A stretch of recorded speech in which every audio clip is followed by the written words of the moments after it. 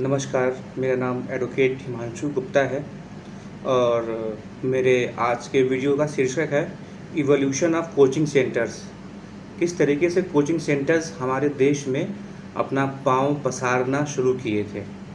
ये उस श्रृंखला का पहला वीडियो होगा और इसके बाद भी इसके आगे की वीडियो को मैं अन्य वीडियो में अपनी बात रखूँगा।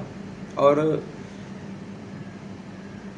जो चीज़ें मैंने थोड़ी बहुत रिसर्च करी हैं, थोड़ी बहुत जो मैंने सोची हैं, तो मुझे लगता है कि आप भी उस चीज़ को महसूस कर पाएँगे और उससे जुड़ पाएँगे। कि कभी-कभी होता है कि बहुत सी बातें होती हैं जो हमारे मन में होती हैं, चाहे मेरे मन में हो, चाहे आपके मन में हो, पर हम उसे कह नहीं पाते। पर जब कोई उस बात को सामने रखता है, तो लगता है कि हाँ यार, ये चीज़ें तो मेरे मन में भी थी और ये सही बात है। तो कुछ ऐसा ही एक संवाद हमारे और आपके बीच में स्थापित होना चाहिए। ये ऐसा नहीं है कि बस सिर्फ़ मैं एक वीडियो बना रहा हूँ और एक कंटेंट क्रिएटर का चीज़ है। नहीं, ऐसा कुछ नहीं है। मैं बस चाहता हूँ कि हम और आप एक संवाद स्थापित करें। मैं अपने हर वीडियो में यही कहूँगा और कहता आया हूँ कि एक संवाद स्थापित होना चाहिए हमारे आपके बीच में। हो सकता है कि आपके मन की बात मेरे मन की बात हो सकता है मेरे मन की बात आपके मन की बात हो, है ना? और अगर इस तरीके से हम इस चीज़ को आगे बढ़ाएँगे, तो कहीं न कहीं हम एक बदलाव महसूस करेंगे और जिसके बारे में आप भी सोचते होंगे और मैं भी सोच रहा हूँ। तो आइए इस वीडियो को और ज़्यादा वक्त ना देते हुए मैं शुरू करता हूँ, evolution of coaching centres in India. तो जैसा कि शीर्षक है इवोल्यूशन ऑफ कोचिंग सेंटर्स, यानी कोचिंग सेंटर्स का जन्म कैसे हुआ। तो ऐसा ऐसा मैंने एक ढाँचा तैयार किया और मैंने सोचा कि मान लीजिए 1970 में एक स्कूल बना, एक सरकारी स्कूल 1970 में आया। उसमें 7-8 अध्यापकों की भर्ती हुई और वो अपना पढ़ा रहे हैं। अब चूँकि 1970 में वो स्कूल एस्टैब्लिश हो चुका है। अब अगर हम देखेंगे तो एक टीचर अमूमन 30 साल या 35 साल में आते हैं किसी स्कूल में पढ़ाने के लिए और 55 साल तक जाते हैं।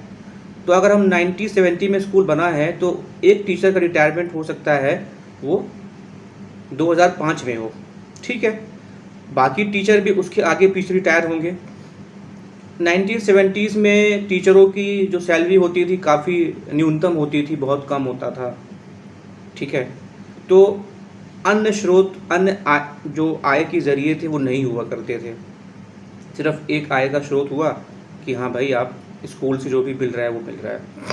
तो मेरा जहाँ तक अनुमान है, हुआ ये होगा कि भाई वो रिटायर हुए होंगे 2005 में। अब जब वो रिटायर हुए, उनके पास एक मुश्त पैसा आया होगा, गड्डी भर के एक गड्डी पैसा मुश्त आया होगा। अपनी कॉलोनी में, अपने शहर से दूर किसी कॉलोनी में उन्होंने ज़मीन खरीदा होगा। ज़मीन खरीदा, उसको ज़मीन को छोड़ दिया। 2 साल 3 साल के बाद, रिटायरमेंट के बाद, उन्होंने वहाँ पे एक घर का निर्माण कराया, एक खेत में जो अभी कॉलोनी नहीं थी। एक घर बन गया। अब वो रिटायर हो चुके हैं तो उनके पास आय का कोई स्रोत नहीं है। अब वो शुरू करते हैं कोचिंग सेंटर। 2 बच्चे को पढ़ाना, 3 बच्चे को पढ़ाना, धीरे धीरे। और ये कोचिंग सेंटर्स उन्होंने रिटायरमेंट से 4-5 साल पहले शुरू किया कि रिटायरमेंट के बाद इसका फल आराम से तोड़ के खा सकेंगे।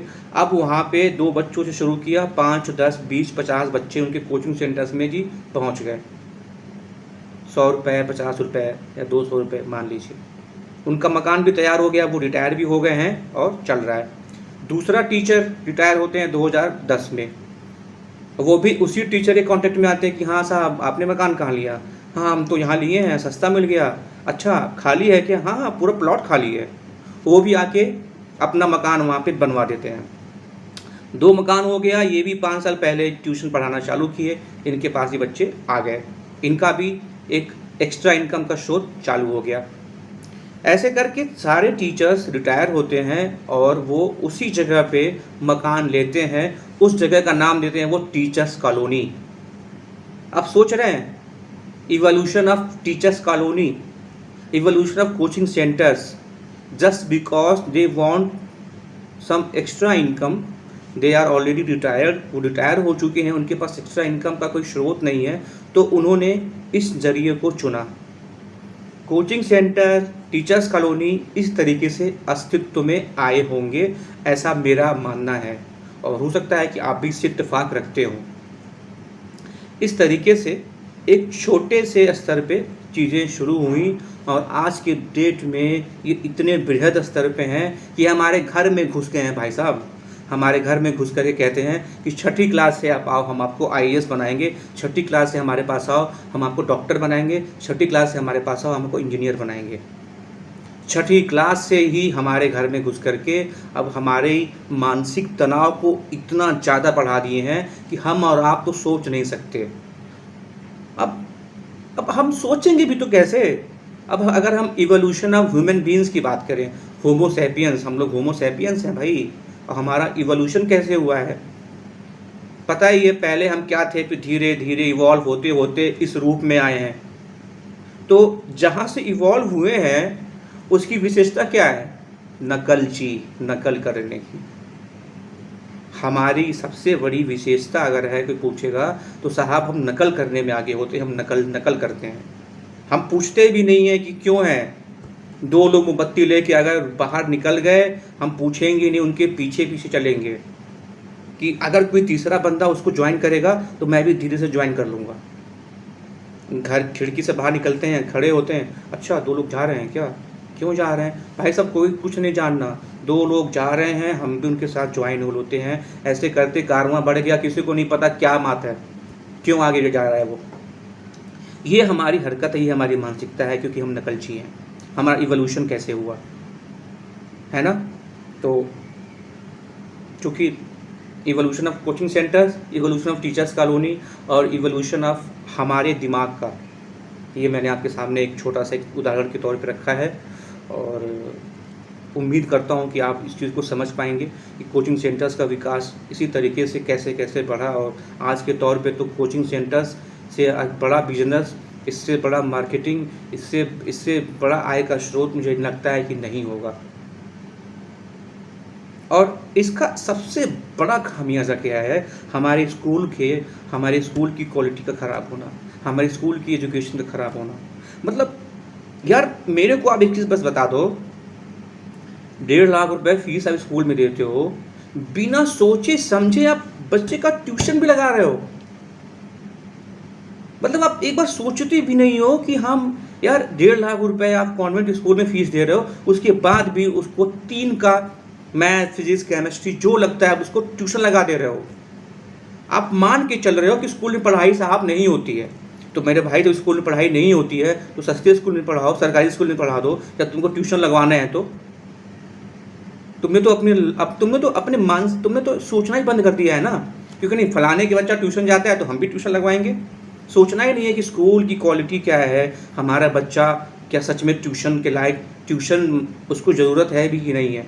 नहीं साहब, ट्यूशन करो, बच्चा हमारा पूरे घंटे हमारी किताब के सामने रहना चाहिए। हमारी जिम्मेदारी नहीं है कि हम उसको 2 घंटा ऑफिस से आके पढ़ाएं, 8 घंटा स्कूल में और 2 घंटा 6 घंटा ट्यूशन में पढ़ाओ। बच्चा हमारा पढ़ रहा है, हम खुश हैं भाई, अपने मोबाइल में खुश हैं, मोबाइल चला रहे हैं, ठीक है, हमारी अपना सोशल लाइफ है, हम किटी पार्टी कर रहे हैं, हम कहीं भी जा रहे हैं, हम मस्त। हमारा बच्चा ट्यूशन गया, हाँ जी साहब ट्यूशन गया था, हाँ ट्यूशन गया था, आ गए बाबू, आ गए बाबू दबाव में है, प्रेशर में है, क्या नहीं, कोई मतलब नहीं है। होमवर्क कराने के लिए हमारे अभिभावक आज के ट्यूशन रखते हैं। वो तो अभिभावक ट्यूशन भी नहीं, होमवर्क तो नहीं करा सकते। स्कूल में डायरी में क्या रिमार्क्स मिले हैं वो तक नहीं पढ़ना है। ट्यूशन का टीचर वो रिमार्क पढ़ के बताता है कि हाँ बेटा पापा का सिग्नेचर करा लेना इस पर, कल ये किताब तुमको लेके जाना है। कॉन्वेंट स्कूल में एडमिशन कराने के बाद भी हम लोग अपने बच्चों को ट्यूशन देते हैं, हम ये सोचते भी नहीं है कि आज को ट्यूशन की ज़रूरत है भी कि नहीं है। कॉलोनी के 2 बच्चे उस टीचर पे ट्यूशन जाते हैं तो मेरा बच्चा भी ट्यूशन जाएगा, कहीं ट्यूशन की वजह से उसके 2 नंबर कम ना हो जाए, कि ट्यूशन की वजह से शर्मा जी का बेटा टॉप कर गया, हमारा बेटा टॉप ना कर पाए। बंद कर दीजिए इस मानसिकता को। अगर अपने स्कूल पे भरोसा कीजिए, अपने स्कूल के टीचर्स पे विश्वास कीजिए, अपने बच्चे पे विश्वास कीजिए। उसको इसी स्टेज से ये मत ला दीजिए कि वो कमज़ोर है, उसको हर पग पे ट्यूशन की ज़रूरत है। प्लीज़, जो कोर्सेज उसको दिए गए हैं, जो सिलेबस उसके लिए है, स्कूल में जो बुक्स हैं, सारे चैप्टर्स, सारे बुक्स उतने इम्पॉर्टेंट हैं जितना फिज़िक्स, केमिस्ट्री, मैथ इंपॉर्टेंट है। मैं बार बार आपके ऊपर ये चीज़ कहूँगा कि सिर्फ साइंस पढ़ने के लिए बच्चे को प्रोत्साहित मत करिए। उसको हर एक विषय पढ़ने दीजिए, उसको अपने हिसाब से पढ़ने दीजिए। उसके पास खाली वक्त होना चाहिए, अपने दोस्तों से मिल सके, बैठ सके, थोड़ा बहुत आपसे बात कर सके, सामाजिकता समझ सके, परिवार समझ सके, समाज में क्या चल रहा है वो समझ सके। सिर्फ उसको किताब का कीड़ा बना के मत छोड़िए, कूप मंडूक हो जाएगा, समझ में नहीं आएगा आपको। आपका बच्चा सामाजिक रूप से कमज़ोर हो जाएगा, मानसिक रूप से कमज़ोर हो जाएगा, आपको पता नहीं चलेगा। और इस चीज़ का आप दोष किसको दोगे? क्योंकि आपके पास तो खुद को दोष देने का वक्त भी नहीं है। मैं जानता हूँ आपको मेरी बात बहुत ही कड़वी लगेगी, आपको मेरी बात बर्दाश्त नहीं होगी, पर ये हकीकत, इस बात को आपको समझना पड़ेगा, सोचना पड़ेगा। मैं अपनी बातों को यहीं विराम देता हूँ और आप मेरी बात को सुने। मैं बहुत हार्श हुआ, मैंने बहुत ज़्यादा ही कुछ कहा। बस मेरा मकसद यही है, कहीं से भी एक आशा के किरण हमारे बच्चों को नज़र आए, हमारे बच्चे हमारे साथ बैठें, हमसे घुल मिल सके, हमसे बात कर सकें। और कोई मकसद नहीं है। एक संवाद हमारा आपके बीच में स्थापित हो, हमारे बच्चों के बीच में एक संवाद स्थापित हो, जो संवाद आजकल नहीं हो पाता। मैंने अपनी वीडियो में इवोल्यूशन ऑफ कोचिंग सेंटर्स के बारे में बताया, इवोल्यूशन ऑफ टीचर्स कॉलोनी के बारे में बताया, और हमारा जो एक विशेषता है नकलची, मैंने उसके बारे में बताया।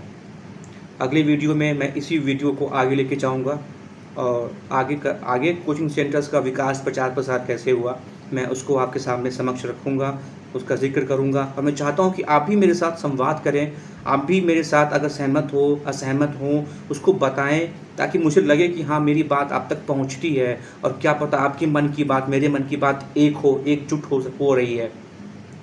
हिमांशु के मन की बात आप सबके मन की बात हो, आपके मन की बात मेरे मन की बात हो, एक संवाद स्थापित हो, ताकि हम इस चीज़ को आगे लेके जा सकें। मेरे आपसे बस यही एक गुजारिश है। हार्श होने के लिए, रूड होने के लिए मैं आप सबसे हाथ जोड़ के क्षमा मांगता हूँ। बट मेरा मकसद सिर्फ इतना ही है कि हम एक दूसरे का साथ दे सकें, हम एक दूसरे की गलती को समझ पाएँ कि हम छोटी छोटी गलतियाँ कहाँ पे करते हैं और जिसका खामियाजा हमारे बच्चे भुगत रहे हैं। Thank you so much.